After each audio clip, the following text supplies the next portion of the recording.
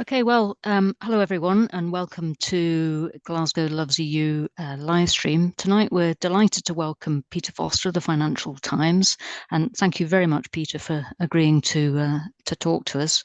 My name's Fiona Wishlade, and also with us on the chat are Paul Miller and Bernd Poor. Paul's monitoring social media for questions that come through on Facebook or Twitter. So please do send in questions if you have some.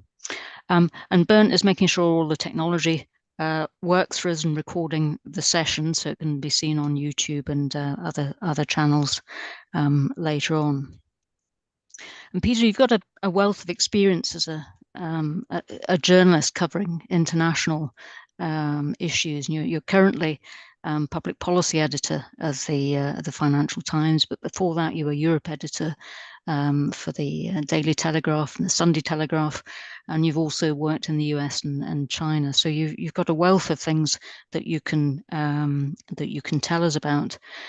But I suppose the most immediate interest to us is that you've recently written a book, What Went Wrong with Brexit and what can we do about it. That doesn't focus terribly well on Zoom, does it? And I mean, this is a forensic but also a very readable account of how we got to where we are, how we might at least begin to mitigate some of the effects of Brexit, but also how some of the challenges that the UK faces are ones that long predate Brexit too. Anyway, I can highly recommend the book to anybody who's watching who hasn't yet read it. But maybe, as a journalist, perhaps I can start by asking you about the role of the media in all of this. I mean, we see kind of like quite a spectrum of contributions. At one end, Alistair Campbell has described you as exactly the kind of expert journalist that we need. And at the other extreme, Chris Patten characterised Boris Johnson, a famously one-time Brussels correspondent of the Telegraph, as one of the greatest exponents of fake journalism. So how much responsibility do you think that the media bears for where we are now in the UK with Brexit? It's always a tricky one, that I think people who work outside the media think of the media as a push factor. Think of the media as, lots of clever people, maybe not so clever, sat in a little room dreaming stuff up and as it were being the puppeteer of public opinion.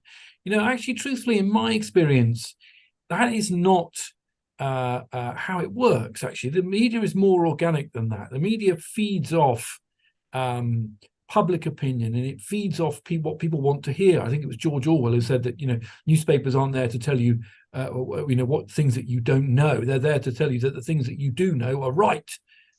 Newspapers are amplifiers, and so it is true. Boris Johnson, with his bendy bananas and his brand of sort of knockabout Brussels journalism, got up the noses of pro-European people, but actually he was tapping into quite a deep-seated anti-European, anti-federalist sentiment in the UK. What he was doing was resonating public opinion. I think it is important to remember that, Brexit didn't come out of thin air. Brexit came out of 30 or 40 years, really, of negative opinion, negative a sentiment about the European project, which actually you can lay at the door of both parties. If Sir Keir Starmer wins the next election and makes good on his promise to take us back closer to Europe, arguably he'll be the first prime minister to do that, to actively make the case for moving closer to Europe for 40 years. And so, my view about the media is, the media is far from perfect. It frankly, was often incredibly lazy when reporting Brexit. One of the things I tried to do was try and do the nuts and bolts, try and explain to people what it would mean for trade and our membership of the single market. But of course, Brexit was a deeply political project, and the media magnified, became a megaphone for that sentiment. Now, you could say that's a good thing or a bad thing. It certainly speaks to the kind of immaturity of the discussion about Europe in the UK. But, like I say, Brexit didn't come out of thin air. Nigel Farage and the UK Independence Party, came, out of, decades of anti-Europe, anti-federal Europe sentiment, at least. Yeah, I mean, I think this, leads quite nicely on though to the second question, and the kind of like the difficulty in getting sort of like cut through with facts and with facts and figures. And your book is full of those, and you don't flinch from criticizing Remainers or finding fault with aspects of the EU either. And you're also quite dismissive of the prospect of rejoining. And so, it's very clear in reading the book that you try and find a kind of, a balance there. And yet, Daniel Hannan, writing in the Telegraph, did quite a spiteful review, really, and called your book a sad literary example of Brexit derangement syndrome. What did you, were you disappointed in that? Did you hope or expect more engagement? It was a lazy review, Hannan's review, because actually there's lots in that book that a paid up Brexiteer, and remember, Dan Hannan was the person who told us we were never leaving the single market, I seem to remember, right? But the real shame about that review is there is lots in my book that when you get to the bit about what can you do about it, should enrage any Brexiteer, right? Because what I really say is, there is a limit. If you're not rejoining the single market and you're not going to be a customs union, there's a limit of things you can do. A lot of things which revolve around alignment to try and reduce the regulatory gap between Great Britain and EU to ease trade, a lot of which revolve around trying to tell the EU that we don't see this relationship in a zero-sum fashion as the kind of Boris Johnson and David Frost approach to negotiating. But you can see why an English nationalist Brexiteer that thought Brexit was going to deliver freedom and regulatory nimbleness and all those other good things that they talked about would be enraged by those suggestions. But serious engagement with the book would then require you to advance an alternative suggestion. If we're not going to do what Foster says gravity is going to force us to do, then what are we going to do? And that brings you back to what's happened over the last 2 or 3 years since Brexit came into force. And the answer is, actually, there hasn't been much deregulation. Business hasn't looked to have separate regulatory environment from the UK. Brexit hasn't delivered lower immigration, net immigration. It hasn't delivered, the buccaneering Britain, the trade deals that were promised by, the original authors, by Boris Johnson and David Frost. So if it hasn't done those things, at least advance a counter argument. My book wasn't designed to settle an argument. It was designed to start a better conversation, not a kind of Yaboo sucks narrative that's about, oh, you're betraying Brexit. It's about, okay, we are where we are. We've backed ourselves into something of a cul-de-sac. We're, certainly in trade terms, with the region that still takes 50% of UK trade in total. So what are we going to do about it? And the sad thing about Dan Hannan's review is it was kind of back to the barricades, back to, oh, you're just a Remainer. Oh, you haven't accepted. Actually, lots of Remainers would be equally angry with my book that it probably, in their view, too far accepts the reality that we're out and we're not going back. But, we are where we are, and name calling and sort of culture war rage isn't going to fix the problem, which is that the UK is struggling to attract investment. It's struggling to get out of a productivity crisis, which predates Brexit. It's struggling to deliver the economic growth that it needs to invest in services, public services that are manifestly struggling after a decade of austerity. And none of that is going to be fixed by name calling. Yeah.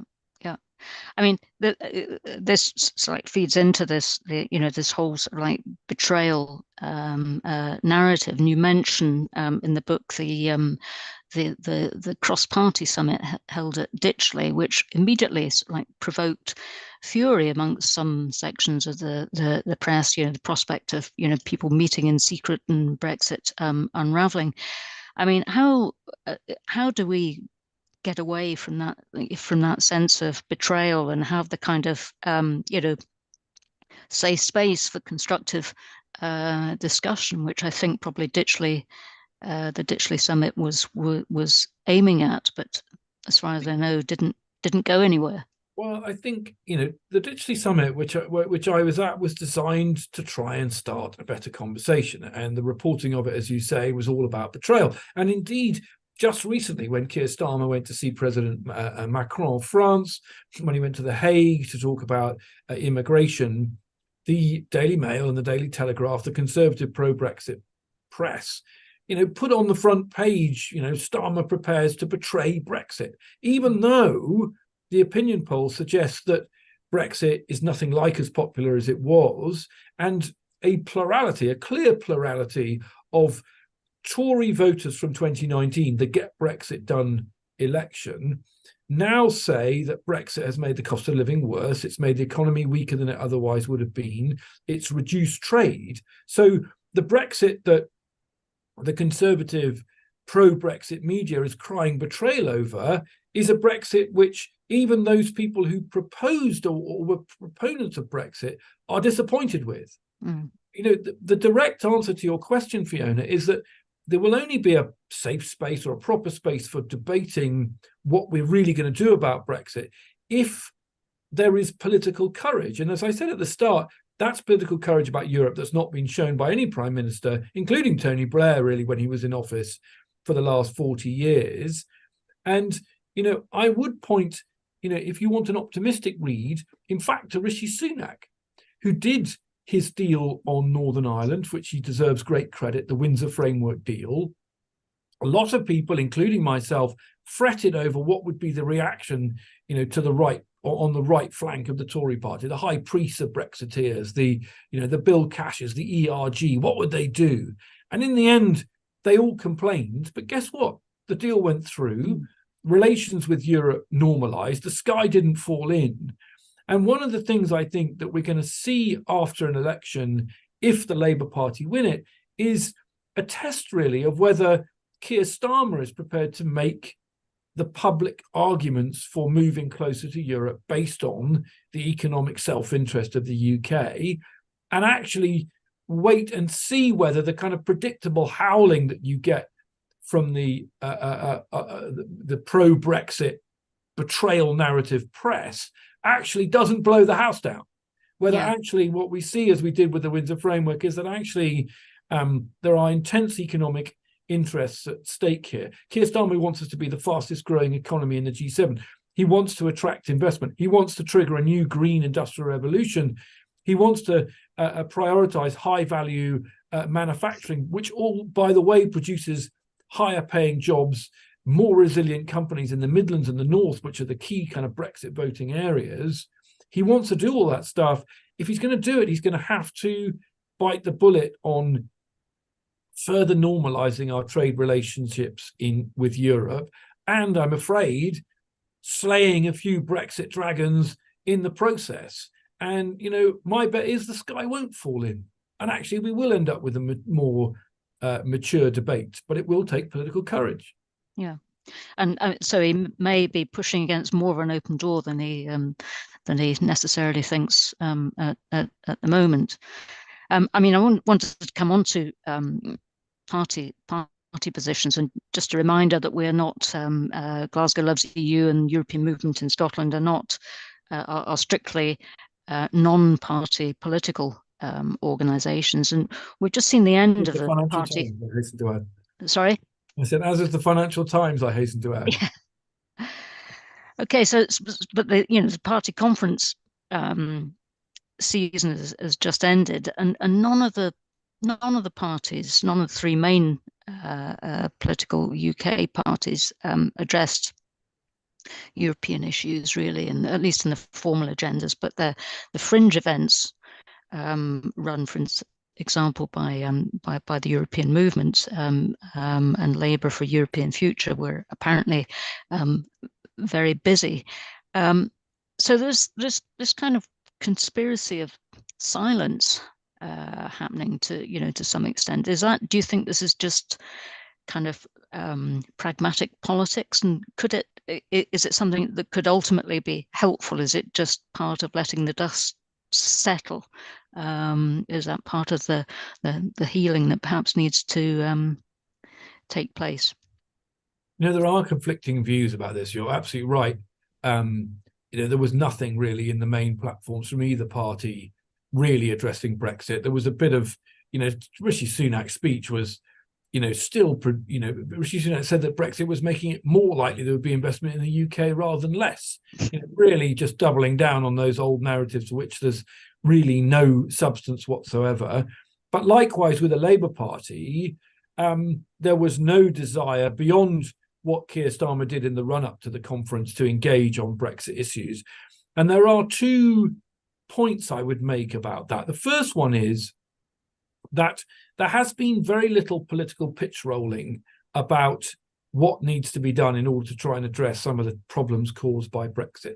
In a normal world, you would have expected that a Brexit that is delivered by the Blue Party and which has according to the majority of people, including those people who voted for the party, disappointed, you would think that the Red Party would have spent the last 2 or 3 years pointing the finger at the Blue Party and saying, Yabu sucks, in the nature of our oppositionist politics. Look at what a nonsense Brexit you delivered. Look what it's done to the cosmetics industry. Look what it's done to school trips. Look what it's done to the automotive industry and the move to electric vehicles. You would expect that they would have spent the time pointing the finger. Now, obviously, in Scotland, the SNP have done that. But other than, outside Scotland, that hasn't happened in the UK because the Labour Party is worried that they will not be able to reclaim those voters who, as Boris Johnson said, lent their vote to the Tories in 2019. Mm.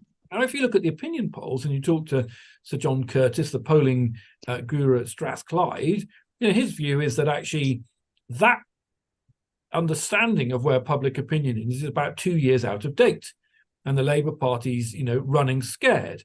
And Stella Creasy, who, the head of the Labour European movement, takes the view that if the Labour Party wants to scotch the betrayal narrative, it needs to get out there and lay some detail on the table about what it does intend to do. So Keir Starmer said, we're not rejoining the EU, and we're not going to the customs union, and we're not going into the single market. Those are my red lines. So this is what we're going to do. And you lay that detail out in order, in fact, to kill the betrayal narratives, because if you keep saying nothing, which is what the Labour Party is really doing at the moment, the leadership, if you keep saying nothing, you create a vacuum into which the Daily Mail and the Daily Telegraph, the pro-Brexit conservative press, the Daily Express, pour a load of vitriol and a load of half-truths about betraying Brexit. The counter-argument to that is the argument that you hear, not just from Labour Party members, but also from people like Rob Ford at Manchester University, who I was talking to the other day, the very, very astute professor of politics at Manchester University, who wrote a very, very good book anatomizing the opinion of Brexit. And the Rob Ford point is, when you look at those opinion polls that I've just referred to, expressing dissatisfaction with Brexit, would that dissatisfaction still be expressed if Brexit was a divisive party political on the barricades issue? And actually, tactically, are the Labour Party much better not turning it back into a partisan red v blue issue and just letting gravity take its course with the Tory party and current public opinion and addressing the detailed issues of Brexit, which I talk about in the book, in a systematic and fairly low-key way after the election? Now, that is the view of the Labour Party leadership and the Morgan McSweeney and the strategists behind the current leadership. Now, I mean, I don't really I'm not a political strategist, I'm a policy reporter. I can set out in the book what you can do to mitigate the costs of Brexit. The one argument I would make, and whether this takes place now or after the election, is that the way I think to try and depoliticize Brexit and the Brexit issue is not to talk about Brexit. It's to talk about investment, talk about jobs. It's to talk about, what you need to do to make a coherent regulatory investment offer to investors in a post-Brexit world for the UK. And that way, I think, a bit like the Windsor Framework, you move it on to the nuts and bolts issues and away from identity politics, which, as we saw between 2015 and 2017, just roiled the country in a very bitter way. And of course, in Scotland, it is in a double sense an identity issue, because the SNP obviously used Brexit as a differentiator between them and the Labour Party, them and the Tories, and an offer about what Brexit would bring in an independence context. I mean, just on that, how realistic do you think rejoin would be for Scotland, and what would be the key challenges? I mean, apart from the hurdle of actually gaining independence in the first place, how realistic a prospect is EU membership for an independent Scotland? I think the first thing to say about that is, if there is to be a referendum, it needs to be legal. The way you can guarantee not to get a fair hearing in Brussels about Scottish membership of the Europe, an independent Scotland's membership of the European Union, is to do a Catalan-style guerrilla referendum. Mm-hmm. I think that lesson's learned. The second point, I think, is, Scottish nationalists are in danger of advancing the same arguments as English nationalists did in a Brussels context, which is that, there won't really be a border. They'll be terribly nice to us. When we've left, everyone will see common sense, and, it'll be fine. I think one lesson of Brexit is clearly borders do exist. They exist down the Irish Sea. They exist in the English Channel, and an independent Scotland would create a border with the United Kingdom, with Great Britain, as it would remove a border between Scotland and the European Union. Any accession of Scotland to the EU would not happen overnight, in my view. Obviously, a very different situation in Northern Ireland, where a vote for unification, it's already been made clear the British government would be a vote for Northern Ireland to become a member of the European Union, axiomatically. Scotland would find itself in an interesting position. What would be the Scottish currency situation? What would Scotland do in terms of meeting the economic requirements for joining the euro, which would be a condition of membership? I don't see it being an easy route, to membership of the EU. But by the same token, I think the EU would have to entertain a request by a newly independent Scotland to become a member. How could it not, given the other accession processes that are taking place all round the periphery of the EU? Yeah. Okay, you've already touched on some of the actions that you feel need to be taken, and the uncertainty that's followed the referendum is a kind of recurring theme in your book, as is the urgency to assess and address where we are. And we're obviously drifting away from EU standards. The EU hasn't remained static since we've left, and there's clearly international business hesitancy about investing in the UK. How long do you think that we've got before the damage becomes irreversible? Not long. I think that's my point. I think there are some people who will say, look, it make it a second-term issue. Starmer's going to have a lot to worry about. He's going to have no money and a million problems. Does he really want to spend up his first term tied up with the EU? The point I would try and make 2 points, and this is actually, the fundamental reason I wrote the book. The voices of the people who move things and make things in this country are not heard in the Brexit debate, and they need to be. This current government seems to think of a sort of industrial policy as sort of smokestacks and steel mills, when actually, if you want to have a high value research and development sector, if you want to drive R&D, you want to drive services, you need also high value manufacturing. And in order to do that, you need to try and preserve the UK's position in EU value chains. Most of our manufacturing is intermediate in nature. It feeds into EU supply chains that crisscross all over the EU because it grew up inside the single market. And the two really important points to understand. One is Brexit was not a one-off shock. It's not like the oil shock of the 1970s or 9/11 or the financial crisis of 2008, where you had one-off big shocks which hammered business, but then they were able to adjust to the new reality. Brexit, there's a very good Bank of England paper about this. Brexit creates a permanent state of uncertainty. And that leads to what I call in the book and try and explain in the book, what I call Brexit 2.0 issues. And we're seeing them all the time now, and they don't make great headlines because they're quite technical and difficult. But for example, a story we wrote just the other day in the Financial Times about the deforestation directive. That's a directive of the EU which says that products that use things like palm oil and soya need to show that they are farmed sustainably, that the forest wasn't burnt down, the orangutans weren't killed in order to make this product. And now these products, soya and palm oil, go in everything, or a lot of things that we eat, a lot of processed food. And the UK has started to have similar rules, but it hasn't tabled the secondary legislation needed in order to enact those rules, to make it a legal requirement. And therefore, British companies are struggling on two fronts. They're struggling to get their suppliers in the rest of the world to provide the legal attestations to show that they comply with these deforestation rules. And then when they export to the EU, they haven't got the bits of paper they need, or they are in danger of not having the bits of paper they need in order to satisfy EU regulation.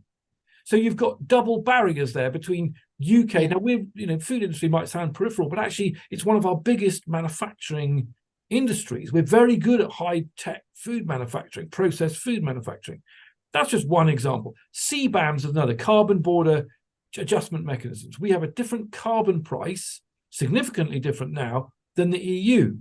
That means that when British companies export to the EU, they're going to increasingly need to show, and after 2026, pay a carbon price that makes sure that they're not undercutting EU rules on carbon markets. That creates friction. And when you put all that together, and there are lots of other things in other examples, plastic packaging directives, supply chain due diligence, etc., it just makes it incrementally harder for companies in the single market to trade with the UK. Yeah. To put it in very simple terms, if I'm sat in Paris, is it easier to buy from Pedro in Barcelona or Peter in Brighton? And the answer is Pedro in Barcelona. And when you do that, you create a problem with the flow. So at the point of Brexit, there were lots of sunk costs. Money sunk into supply chains and relationships. Factories were built. So those relationships endured. The question we have to ask ourselves is, are we in a position to attract the next round of investment? Is the factory going to be built in the UK next, or is it going to be built somewhere in the single market? And it's not that the UK is going to curl up and die. It just means the Resolution Foundation did a very good report on this. It just means that at the margin, we're at an attritionally difficult disadvantage from Europe. And if you're trying to build an industrial policy, if you're trying to make the UK an attractive destination, if you're trying to build industries of the future, whether it's life sciences, aerospace, tech, digital, etc., You've got to think about how you're going to mitigate and offset that. Because the learned experience of the last 2 or 3 years is that actually UK industry doesn't want to become Singapore on Thames. It doesn't want to rush off into a kind of zero-sum fight. And if that's the reality, then we have to think quite hard and quite soon, in my view, about whether we're going to arrest the ratchet of divergence, whether we're going to try and arrest the bleeding of commercial, diplomatic, and personal relationships between the EU and the UK, or EU and GB, or not. And if we're not, then we need to ask ourselves quite clearly and carefully what we are going to do. The last chapter of my book says, look, if we're not really going to fix Brexit, fix the issues thrown out by Brexit, then let's have a really honest conversation about what we are going to do. So that's a very long-winded way of saying we need to have quite a serious think quite quickly about where we're going. Great. Okay. Paul, I think you've got a question that's come in about the issue of alignment, which maybe chimes with something I was going to ask. But if you want to go ahead and so just a question really about if you had a free choice, what would be the kind of priority areas that you would choose in terms of making kind of immediate improvements on alignment, or just sort of more generally? That's the first question. The second question I wanted to ask, but I don't want to derail things, but about the element of populism that's behind Brexit, or behind the campaign for Brexit. And are you in a position where essentially you're having to attack that in order to enable any kind of reality-based conversations about future relationships with the EU? So on the first question, so this is, I was asked to write a book, what to do about, what was wrong with Brexit? Well, that's quite easy because I spent a lot of time reporting that, and then what to do about it. And I couldn't really ask people to buy a book when the what to do about it section was kind of not much really, right? And so, the answer to the question about where you would align is lots of places, particularly in industrial sectors, autos, chemicals, food and drink. So you could do a Swiss-style a veterinary agreement that would reduce the need for things like export health certificates. But it's also worth saying that alignment doesn't get you access. It's a really important thing, which hasn't even really, I don't think, fully landed with the shadow cabinet. Alignment might make it easier. So we're already seeing that with the UK CA mark being quietly done away with, and recognizing the CE mark, the safety mark that you'll find on the back of your phone. So that makes it easier for a company because you've got the same rules on both sides. But the single market is more than about industrial standards. It's about compliance. So even if you have the same, for example, organic product rules with the EU, right? We have, for example, the same organic certification rules. We inherited them from the EU. Now, the EU ones might move on, but they're the same, right? The way what we've lost is the presumption of compliance. So when you get to the border with your packet of organic tea, even if the rules are the same, and the man in Brussels or the man in Milan or the man in Paris knows they're the same, you still need a piece of paper that shows that they are the same and that you've complied with them. So unless you're submitting to the jurisdiction of the European Court of Justice and you're submitting to the European enforcement mechanisms, you don't get free access to the EU single market. So alignment isn't a sudden panacea, a mega fix. I do think if you started structurally aligning across a bunch of areas, you would start a different quality of conversation potentially with the EU going forward. If that was part of a wider discussion about how the UK would adopt a neighbourhood relationship with the EU rather than a zero-sum relationship with the EU, you might start to frame a much deeper and different conversation about how you manage UK trade with the European. And you might start to move closer to this arrangement that is broadly the EU single market for goods. But I don't want to overstate how easy that would be. I think we're conditioned to think of these negotiations about cliff edges and the EU desperate to avoid a crunch. You have to remember there is a deal in place. It perfectly suits the EU at the moment, not all of the EU, but most of the EU. And the pressures to fix it are on our side of the channel, not on theirs. And you are going to have to work hard to convince the EU, with all the other things it has going on, to engage in yet another round of negotiations with the UK, when who knows what size majority of Starmer wins he'll have. The Tory party might not, but might well be tacking to the right. Donald Trump might be in office in Washington. There's a load of circumstances in which you can see why the EU doesn't want to rush to fix the UK's problems with Brexit. I mean, you can see it now with the negotiation over electric vehicle tariffs. The Germans are pushing hard for the EV rules of origin. I presume most people on this call are familiar with that, but the Germans agree with the Brits that the content thresholds that are likely to require 10% tariffs on exports of electric vehicles from the UK to Europe and vice versa should be pushed back for 3 years. And the French are saying no, not because they don't think it would be a bad idea to have tariffs on electric cars, because they don't want to unravel the Brexit deal. But that gives you an idea of where differing commercial interests will make it hard to unravel the impacts of the David Frost Brexit deal. So that's the kind of answer on alignment. In terms of populism, listen, populism is all over the place. That populism is not a thing that's unique to the UK. What is unique to the UK is that, populism and nationalism that you see all over Europe, you don't have to look too far. Look at Meloni in Italy. Look at how Marine Le Pen is doing in the polls in France. Look at the rise of the Alternative for Deutschland in Germany. All of those forces are visible in Europe and in the United States.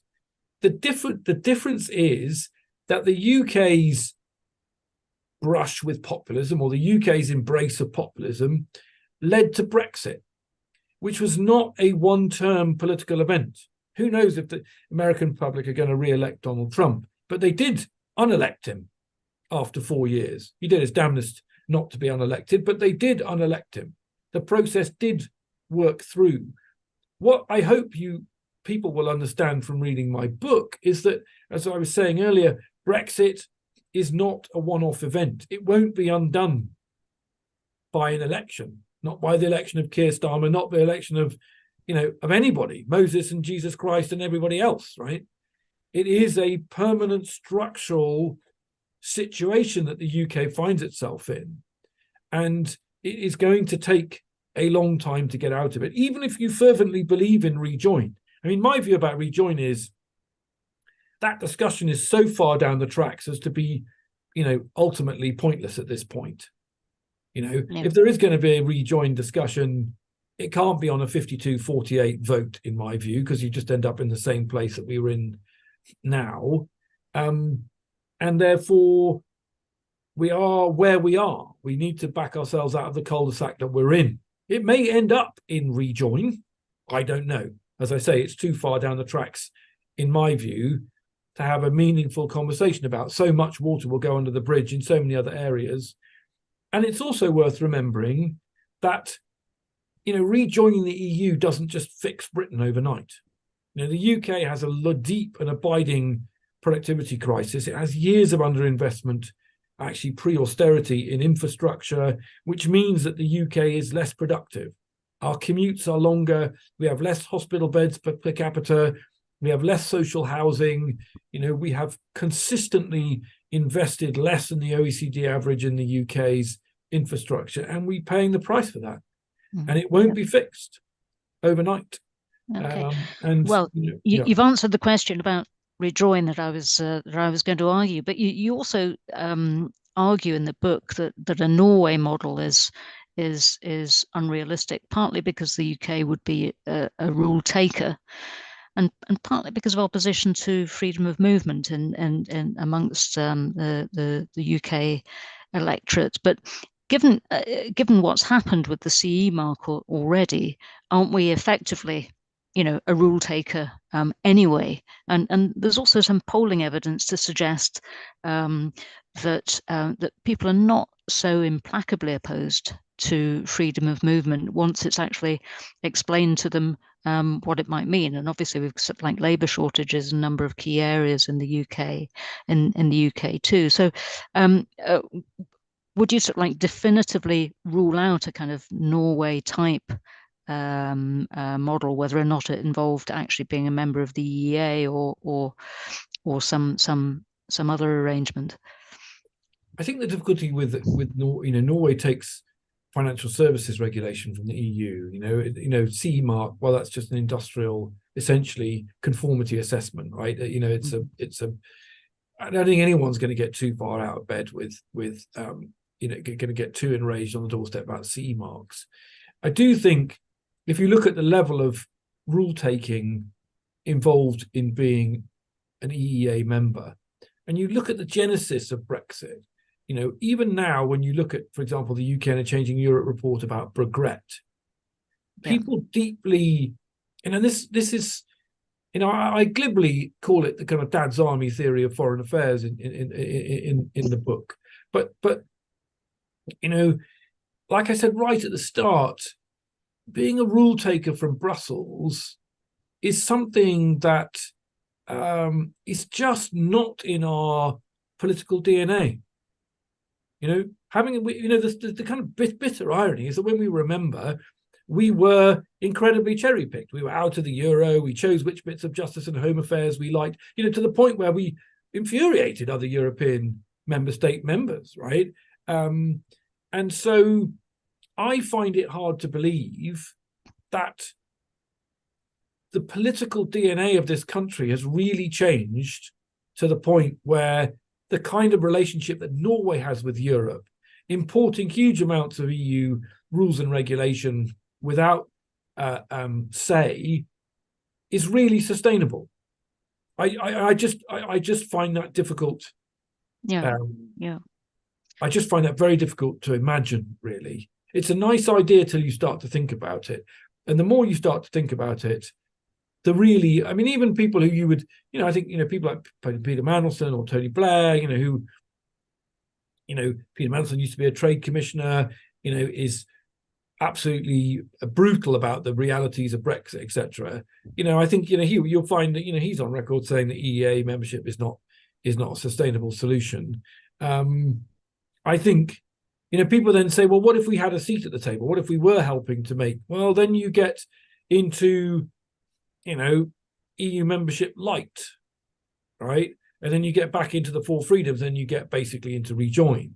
And so, to my mind, if you end up in an EEA relationship, you quite rapidly, logically end up in a rejoin relationship, because that level of rule taking just, well, let's have a seat at the table, Yeah. Okay. Well, that maybe leads us on quite nicely to our last question, because it's like rapidly running out of time, sadly, too.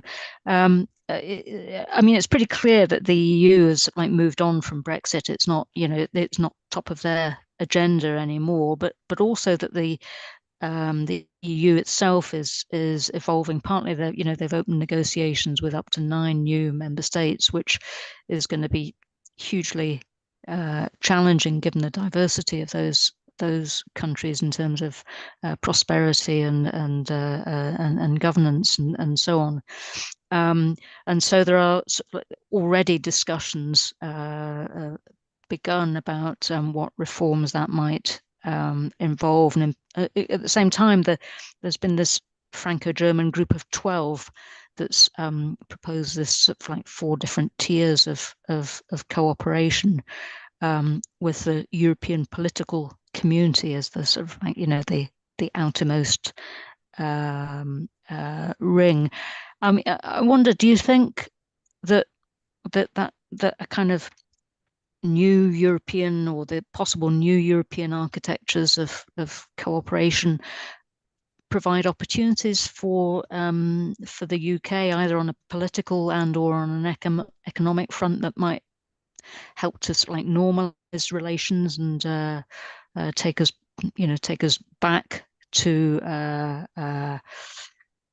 more fruitful level of cooperation than we've had over the last 6 or 7 years? I think yes, and Rishi Sunak has started this already. So you've seen, he has good relations with von der Leyen, the European Commission president, and we've seen relations normalize with the signing of, belatedly, the Horizon deal, the Windsor framework, some stuff on military movement cooperation, etc. So that process started, but it's limited. I'm talking about politics now. Yeah. The Partnership Council that runs the Trade and Cooperation Agreement, that actually is a leftover from the original idea that Theresa May had, which was having a big political overarching piece of architecture.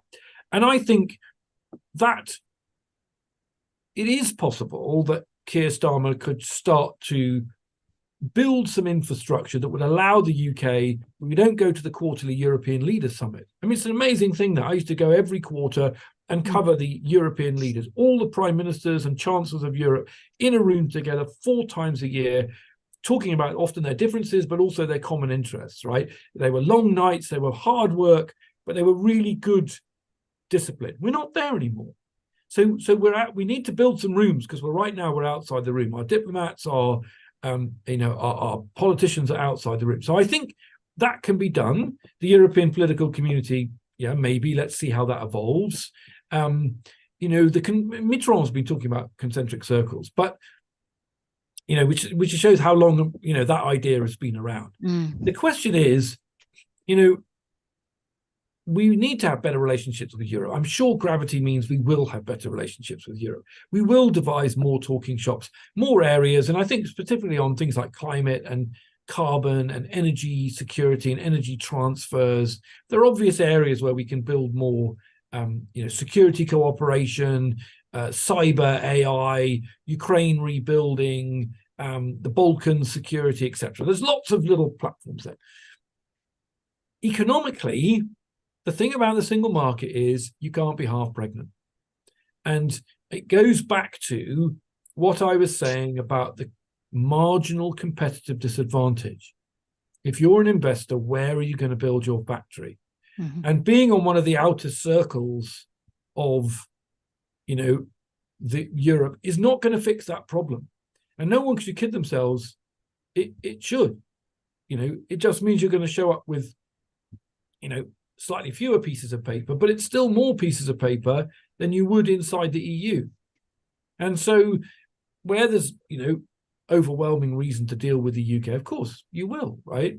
And what you're seeing is marginal frictional disadvantage, which means that the UK is not doing as well as it otherwise would.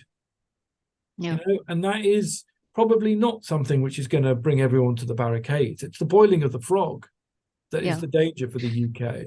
But I mean, does that mean really it's like a council of despair, more or less, that our only hope is really to sort of like tinker at the margins and mitigate this disastrous decision that was made in 2016? Because from what you've said, you would expect you to be more pro rejoin than you come across in the book, and as you've come across just now. I set myself the I didn't think it. I could have written a rejoin manifesto, but actually, as I said, I've been in journalism 25 years, long enough to know that anyone who's writing about what's going to happen 5 years from now, might as well be the man from Mars, right? Mm-hmm. So I set myself a quite strict discipline, which was accepting that the leaders of both main political parties are not rejoining the single market. They're not rejoining a customs union. So at the very least, I have laid out in the book what is possible within those parameters in a maximalist and minimalist way. And lots of people in Europe will read the book and go, who's he kidding? They're not going to get half of that. It's not a council of despair. The reason I wrote the book was to try and create a kind of platform of realism for a discussion about where we are, which is impossible until we have another government, because the current government are the authors of the current Brexit, and it's unrealistic to expect that they're all going to throw their hands in the air and go, gosh, that didn't go so well, let's have a proper rethink. If the polls are right and we get another government, there will be an opportunity for a rethink. And I argue, I hope passionately in the book, that needs to happen urgently. It's not going to be waving a magic wand. It just isn't. But I think the logic of ever closer movement and engagement with Europe probably does lead to serious questions about if we're not going to rejoin, then what? But right now, those we're not even having the discussion. And all I'm trying to do is initiate the discussion based on the reality. Yep. Well, I mean, I think your book is a great place to start with that discussion. I highly recommend it to anybody listening and watching. It's been a real pleasure to talk to you, Peter, and thank you for being so generous with your time. Thank you very much. My great pleasure. Thank you for having me, and